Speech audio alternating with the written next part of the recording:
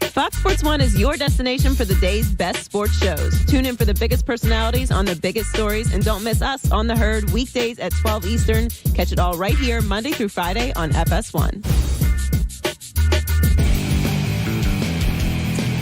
Discover Car Key matchup tonight's the Penguins against the Anaheim Ducks, 10 Eastern. Get your free credit scorecard today, even if you're not a Discover customer. Not going to hurt your credit score. Discover.com/credit scoreboard.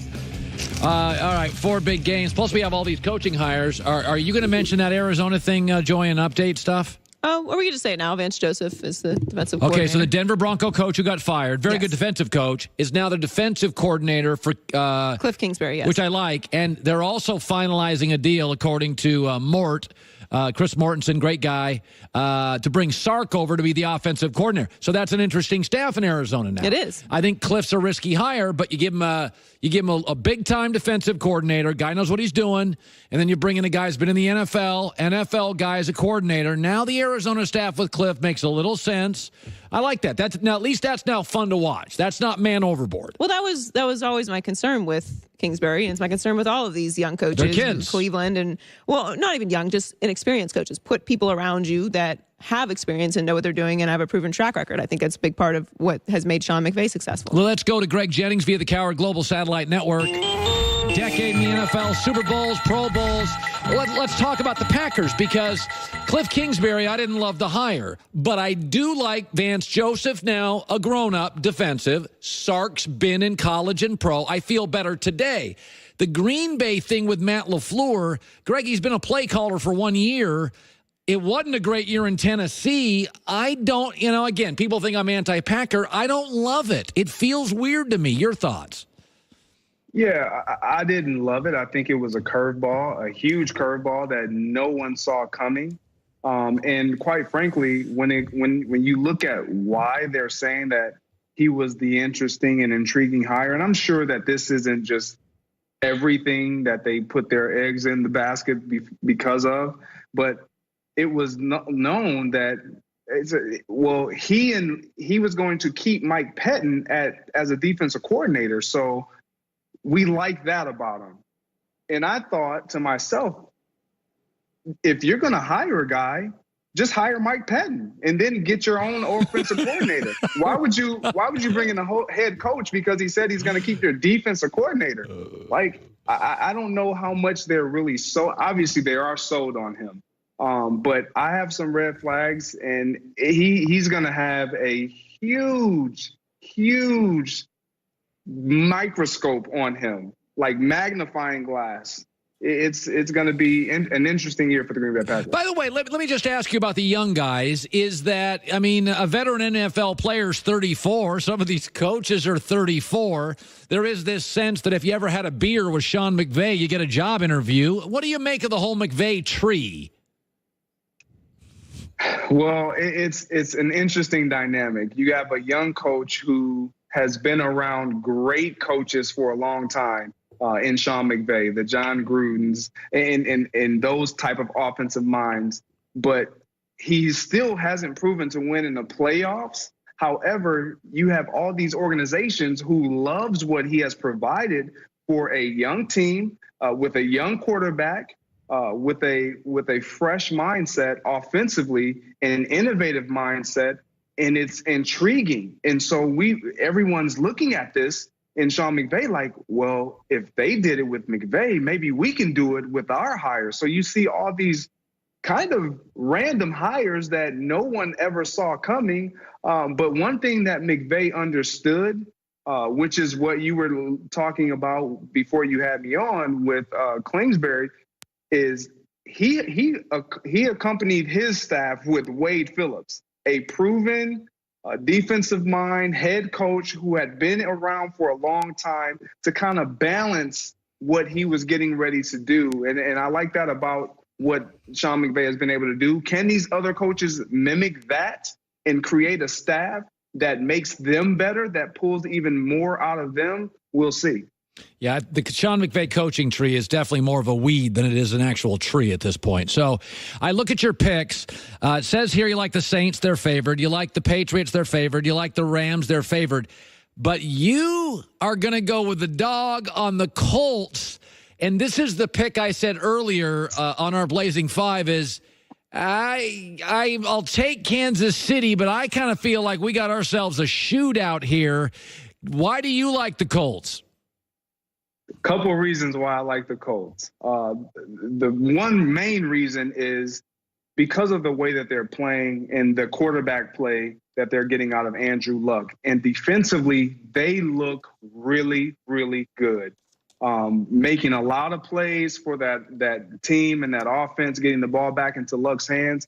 But secondly is back in 2012 season, we went 15-1. Yeah. The year after we won the Super Bowl, we had one of the most highest scoring offenses in all of football, if not the highest scoring offense in all of football, could put up a lot of points. However, our defense couldn't stop anyone, but they could create turnovers.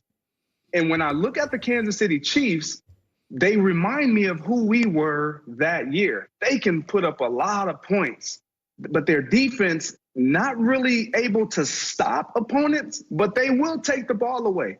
In the playoffs, that all went for nothing because as an offense, we had to carry that team and we didn't produce the way our defense needed us to produce and how we had produced all year. And the Kansas City Chiefs have a small margin of error because their defense can't stop an offense like the Indianapolis Colts. So this is why I'm picking the Colts. Yeah, you know, people that even Vegas, a lot of people like the Colts this weekend, which I love Andy Reid.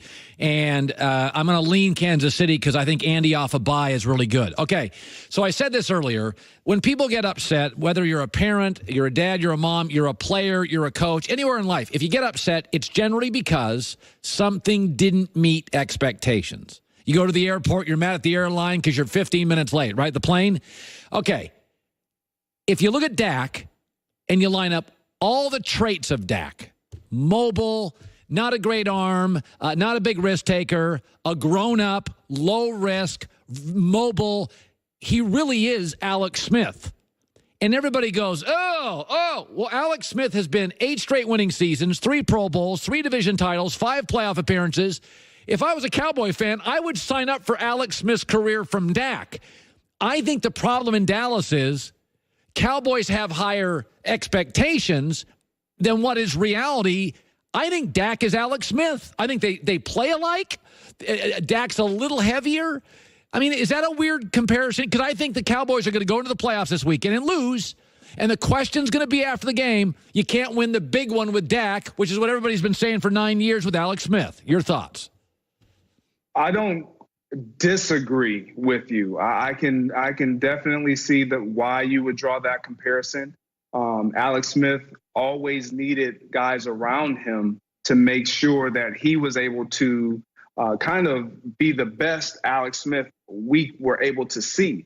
And the same goes with Dak Prescott. However, I think their mentalities are a little different. I think Dak Prescott thinks and believes that he's more than just Alex Smith. Now, from our vantage point, yeah, we can see that comparison because his team has supported him while in Dak Prescott's mind, he believes that I'm better than what everybody's giving me credit for. I've won in this league in the regular season. Now I've won a game in the playoffs. If he continues to win, why would he not see himself as one of the elite quarterbacks or believe himself to be one of those elite quarterbacks? He has every right to feel that way. I just don't think he is personally. But to your point, I agree. That's a fair assessment. Yeah. Hey, by the way, finally, the Pittsburgh Steelers the Rooney family is patient, tolerant, quiet. They came out yesterday and said, yeah, we don't think this Antonio Brown thing's going to work out. Antonio's obviously a 100-catch guy, dozen touchdowns, 1,500 yards. He may not work in Pittsburgh. He works all over this league. You don't think New England? I mean, I'm sitting to myself thinking, where would he land? Pittsburgh probably wouldn't send him to New England, right? Where do you think No. That's like giving your big brother something else that he can beat you up with, and you know it will beat you up. Like, absolutely not. Pittsburgh has been trying to get over that New England Patriot hump for years, and to send one of their best players, if not their best player outside of Ben Roethlisberger, over to Big Brother? Absolutely not. Absolutely not. That will never happen. Okay, but do you think Antonio, they said basically they're going to trade him. I mean, you ran a franchise. I mean, it's funny. I wouldn't build around him, and I'm not into diva receivers. But that's my problem with Odell Beckham. I'm not going to build around him. I like having Odell on my team. I don't have a problem with Odell. I like somebody that can make 100 catches. Would you bring Antonio on a team? I would. I would definitely bring Antonio Brown on a team. And let me say this, Odell Beckham, he gets, in my opinion, he gets a really bad rap because he's never had like character issues. He's never had these run-ins with teammates and with coaches. His things has always been the extra antics on the football field because of his playmaking ability. It's never been anything that we question off the field or with teammates. So let's leave Odell Beckham out of this. Antonio Brown, however, completely different player. What they provide is similar, but what he brings to the table from a personality standpoint is a lot greater and a lot more to handle. And I think when you're thinking about surrounding him with a young quarterback and a young team, you got to be leery of the influence he'll have on that team. That's a very fair point. Antonio with a veteran quarterback, a Matt Ryan, Russell Wilson, a veteran guy who can handle it. I'm not throwing him up there with Josh Rosen. Good point. Greg Jennings, who is dressed for Minnesota weather. It's only 32 degrees today, so that ain't bad. January standard in Minnesota. Good talking to you, bud. Absolutely. This is a bad hair day. A lot going on. We'll talk about it. By the way, if you own a sports team, you need to be informed, make smart decisions. Same when you're buying a car. Go to TrueCar.com. Check out the true price inside of a TrueCar. New or used. Doesn't matter if you're buying either. TrueCar.com. Save $3,000 off MSRP. Here's Joy with the news. No.